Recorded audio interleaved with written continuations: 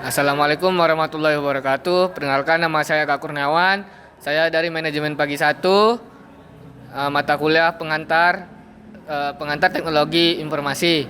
Saya akan menjelaskan tentang dampak negatif teknologi informasi yang berjudul tentang bahaya cyberbullying pada remaja, dampak dan cara pencegahannya. Apa itu cyberbullying atau perundungan sosial? Merupakan perilaku yang disengaja untuk menyakiti orang lain secara online.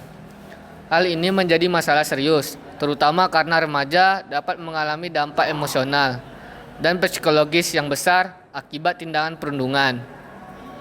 Tren penggunaan jejaring sosial sebagai ajang untuk melakukan penindasan online semakin meningkat.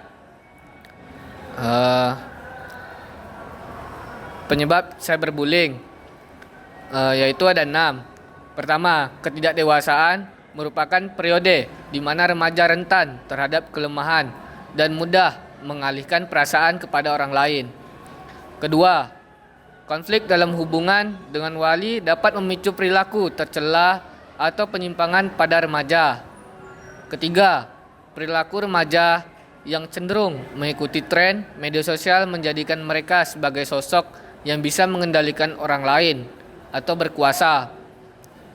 4. Beberapa remaja tidak menyadari sejauh mana dampak dari tindakan ini. Mereka meremehkan dampak psikologis dan emosional yang dapat dialami oleh korban. 5. Semakin memudahnya akses ke perangkat teknologi dan internet, membuat lebih banyak orang terlibat dalam interaksi sosial. Sementara itu, kemudahan ini juga dapat meningkatkan insiden cyberbullying. 6. Beberapa remaja meniru perilaku negatif yang mereka lihat di media atau lingkungan sekitarnya, termasuk perundungan. Selanjutnya, dampak cyberbullying.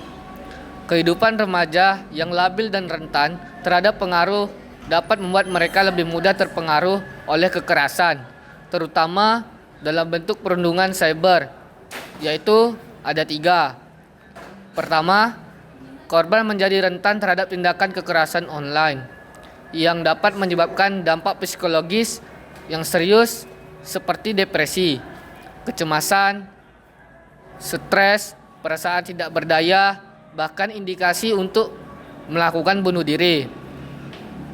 Kedua, tindakan perundungan dapat merusak kepercayaan diri korban. Pesan-pesan merendahkan dan serangan secara terus-menerus dapat membuat korban merasa tidak berharga dan meragukan dirinya sendiri atau insecure.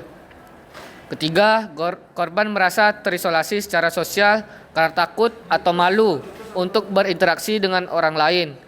Hal ini dapat menyebabkan perubahan perilaku dan penarikan diri dari kehidupan sosial. Upaya-upaya mengatasi tindakan tersebut. Cyberbullying masih bisa diatasi dengan melibatkan beberapa pihak.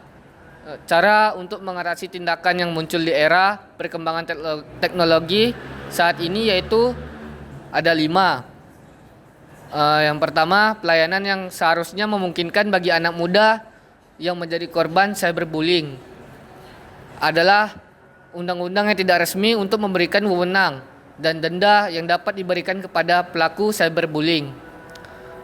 Yang kedua, mendorong korban untuk melaporkan insiden kepada orang tua, pengajar, atau pihak berwenang. Tindakan hukum dapat diambil terhadap pelaku cyberbullying sesuai dengan undang-undang yang berlaku. Dan ketiga, kampanye kesadaran di sekolah dan masyarakat untuk mempromosikan etika online dan sikap positif. Dan keempat, diadakan kelas dan distribusi untuk wali sehingga mereka tahu bagaimana menangani masalah pelecehan digital yang dilihat oleh anak-anak mereka. Dan terakhir, kelima, menerapkan kebijakan nol toleransi terhadap cyberbullying di sekolah dan melibatkan siswa dalam program anti-bullying dan memberikan sanksi yang tegas untuk pelaku cyberbullying. Perilaku seperti ini tidak bisa dibiarkan begitu saja.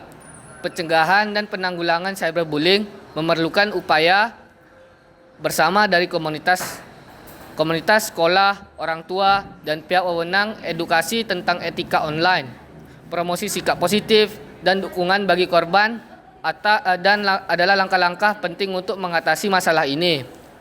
Contoh kasus yang pernah terjadi cyberbullying, yaitu pertama kasus Audrey Pontianak 2019.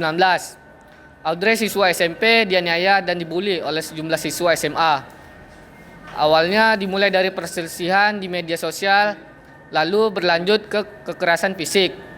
Kasus ini viral dan memicu gerakan, yaitu #Justice for Audrey di media sosial. Sekian dari saya. Mohon maaf jika ada salah kata. Terima kasih.